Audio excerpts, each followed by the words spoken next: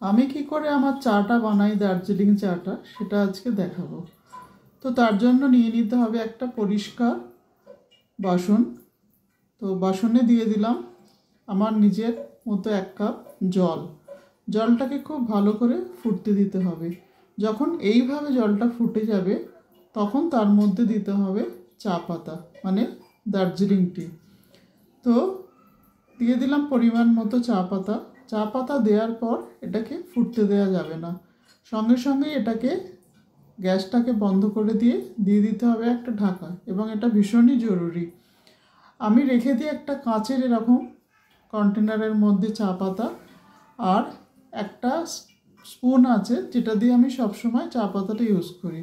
এবং এটা ভীষণই জরুরি, কারণ যাতে অন্য কোনো গন্ধ না আসে চায়ের মধ্যে। তো হয়ে গেছে আমার চাটা।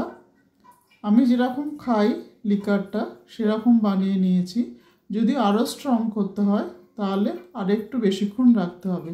আমি প্রায় 3 থেকে 4 মিনিট মতো এটা রেখেছি। আর যদি কেউ চিনি অথবা সুগার ফ্রি ইউজ করেন সেটা অবশ্যই করে নেবেন। Thank you.